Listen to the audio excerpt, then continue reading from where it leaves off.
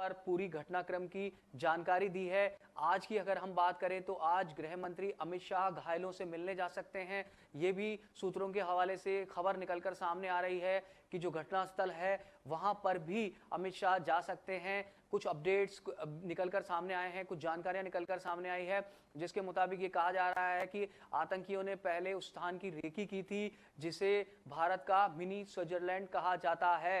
पहलगाम इलाके का वो घटनास्थल जहां पर ये आतंकी वारदात को अंजाम दिया गया है, वहां पर नेटवर्क की बहुत कमी रहती है श्वेता, और आतंकियों को रेकी करने से ही इस बात का मालूम था कि अगर वहां पर किसी तरह की घटना को अंजाम दिया जाता है तो सुरक्षा कर्मियों तक नेटवर्क नहीं होने के चलते उसकी सूचना नहीं पहुंच पाएगी और सुरक्षा दल जो है वो वहां पर नहीं पहुंच पाएंगे। इसीलिए वहां पर जिस रिजॉर्ट को, जिस क्षेत्र में निशाना बनाया आतंकियों ने, वहां पर बकायदा उन्होंने धर्म पूछ कर लोगों पर गोलियां चलाई हैं। उनसे पूछा गया है, हिंदू जो लोग थे उनको वहां पर टारगेट किया गया है, टारगेट किलिंग वहां पर हिंदुओं की हुई है। और सबसे बड़ी बात यह है कि जिन लोगों को मारा गया वहां पर, जिन लोगों की हत्याएं की गई, उनके साथ में महिलाएं भी थी। जब उन्होंने कहा कि आपने हमारे पतियों की हत्या कर दी, हमें भी मार दीजिए, तो आतंकियों ने यह कहा कि आपने मोदी को, प्रधानमंत्री नरेंद्र मोदी को बहुत सिर चढ़ा रखा है, जाकर मोदी को बता देना। तो इस तरह की जो एक घटना हुई है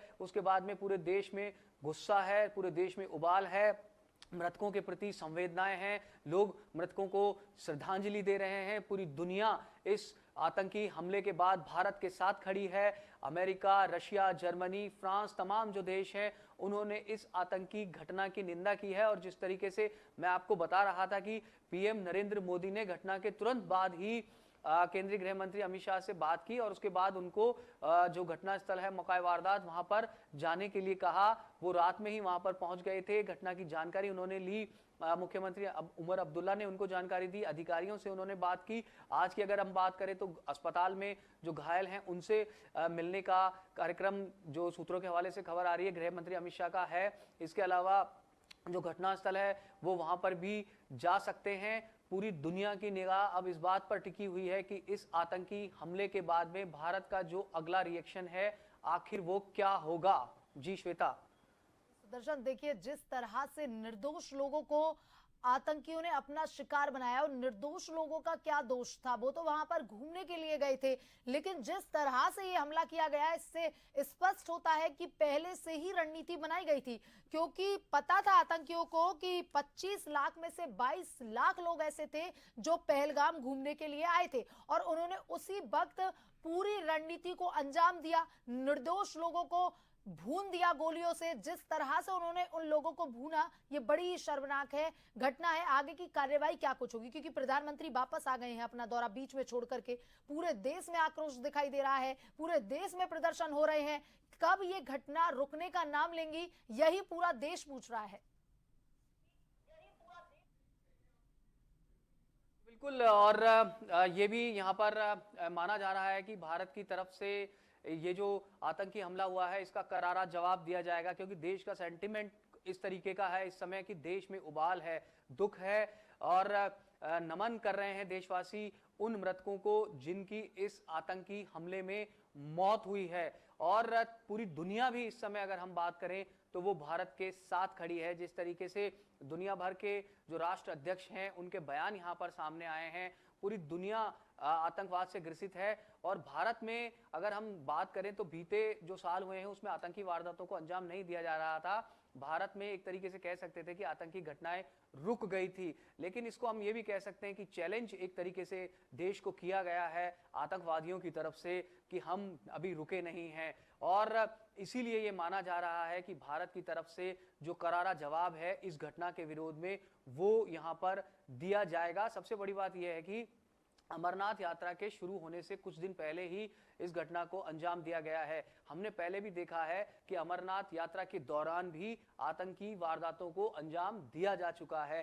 लेकिन इस बार अगर हम बात करें तो अमरनाथ यात्रा 3 जुलाई से शुरू होनी है, लेकिन उससे पहले ही आतंकवादियों ने इस तरह की वारदात को यहां पर अंजाम दिया है। टूरिस्ट सीजन यहां पर शुरू हो चुका है। हम कह सकते हैं कि गर्मियों की जो छुट्टियां होती है उसके बाद में टूरिस्ट सीजन शुरू होता है, स्कूल्स की छुट्टियां होती है, लोग फैमिलीज के साथ में वहां पे घूमने जाना जाते हैं। और ये जो वारदात को अंजाम दिया है इसमें कश्मीरी जो नागरिक हैं, जो लोकल कश्मीरीज हैं, उनकी भी कमर तोड़कर रख दी है। कश्मीर की जो मस्जिदें हैं वहां से इस आतंकी घटना का जो निंदा है, कल ही निंदा का वहां पर ऐलान किया गया था, क्योंकि कश्मीर की जो पूरी इकोनॉमी है वो टूरिस्ट के ऊपर आधारित है और कोई नहीं चाहेगा इस तरह की वारदातें जहां पर होती हो, आतंकी वारदातों को अंजाम दिया जाता हो, उस स्टेट में कोई वहां पर घूमने के लिए जाएगा। क्योंकि व्यक्ति जब घूमने के लिए जाता है तो वो सुकून की तलाश में वहां पर जाता है, अपनी फैमिली के साथ में, बच्चों के साथ में या फिर अकेले दोस्तों के साथ में। तो वहां टूरिज्म की जब कमर टूट जाएगी लोगों के पास में, वहां पर पहले ही हम जानते हैं कि जो लोग हैं वो टूरिस्ट इकोनॉमी के ऊपर आधारित है, तो उनके पास में वहां पर रोजी रोटी का भी संकट खड़ा हो जाएगा। ये वहां के लोग भी कह रहे हैं कि इस तरह की जो आतंकी वारदातों को अंजाम दिया जा रहा है, धर्म पूछकर टारगेट किया जा रहा है। ये बात अपडेट निकलकर सामने आया है कि आतंकियों ने जब लोगों की हत्याएं की उस समय उनका नाम पूछा, उनका धर्म पूछा, और जो हिंदू थे सिर्फ उनकी ही वहां पर टारगेट किलिंग की गई है, और जो दूसरे धर्म के लोग थे उनको वहां पर छोड़ दिया गया, उनको वहां पर नहीं मारा गया। ये भी बात निकलकर सामने आई कि जिन लोगों को वहां पर हत्याएं की गई उनसे कलमा वहां पर पढ़ने के लिए कहा गया कि आप कलमा पढ़िए, और जो लोग कलमा वहां पर नहीं पढ़ पाए उनको वहां पर गोलियों से छलनी कर दिया गया। 50 राउंड से ज्यादा फायरिंग वहां पर की गई, 27 से ज्यादा लोगों की वहां पर मौत हुई। ऐसे ऐसे लोग वहां पर यहाँ पर मौत का शिकार हुए हैं, जिनमें कोई वहां शादी के 6 दिन बाद में घूमने आया था, लेफ्टिनेंट थे वो वहां पर, कोई इकलौता अपने परिवार का सदस्य था। बेहद दुखद, बेहद शर्मनाक, बेहद कायराना और बेहद आक्रोशित करने वाली जो ये घटना है, इसके बाद में तुरंत जो भारत सरकार है वो एक्टिव हो गई है। युद्ध स्तर पर यहाँ पर जो मीटिंग्स का दौर है, जो प्रयास हैं, उनके काम चल रहे हैं, और ये उम्मीद की जा रही है, हालांकि इस चीज की कोई आधिकारिक पुष्टि नहीं है, ये उम्मीद की जा रही है कि भारत की तरफ से करारा जवाब, श्वेता, करारा जवाब इस मामले में दिया जाएगा। फिलहाल जो सुरक्षा एजेंसियां हैं, जो सुरक्षा कर्मी हैं, वो जंगलों में सर्च ऑपरेशन चला रहे हैं। जिन 4 आतंकवादियों ने इस वारदात को अंजाम दिया उनकी वहां पर तलाश की जा रही है। दिन में ये कहा जा रहा है कि 3 इसमें विदेशी आतंकी शामिल थे और 1 इसमें स्थानीय आतंकी शामिल था। फिलहाल उनकी तलाश वहां पर जोर शोर से की जा रही है। प्रधानमंत्री नरेंद्र मोदी, गृह मंत्री अमित शाह, एनएसए अजीत डोभाल, विदेश मंत्री, पूरी जो सरकार है वो यहाँ पर एक्टिव मोड में काम कर रही है, और ये माना जा रहा है कि इस घटनाक्रम का तगड़ा जवाब भारत की तरफ से दिया जाएगा। श्वेता,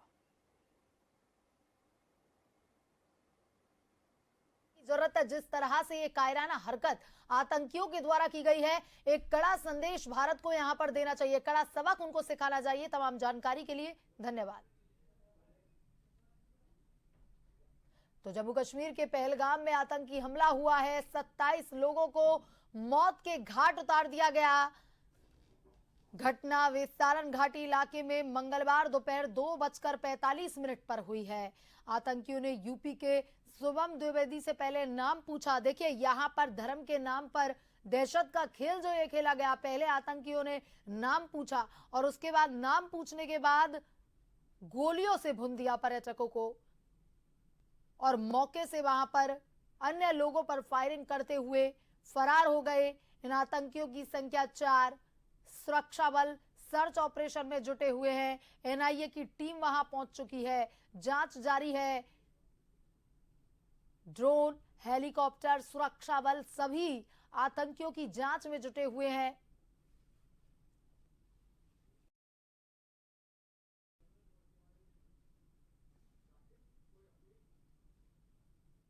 प्रधानमंत्री नरेंद्र मोदी सऊदी अरब के दौरे पर कल गए थे, लेकिन अपना दौरा बीच में ही छोड़कर वापस भारत लौट आए हैं। आते ही उन्होंने हाई लेवल मीटिंग यहां पर ली।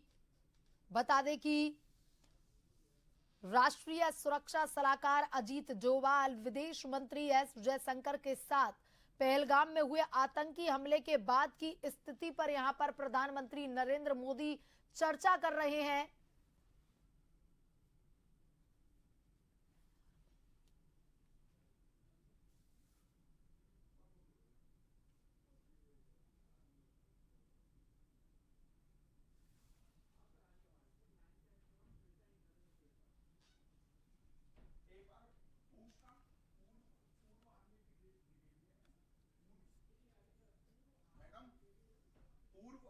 ब्रिगेडियर विजय धीमान ये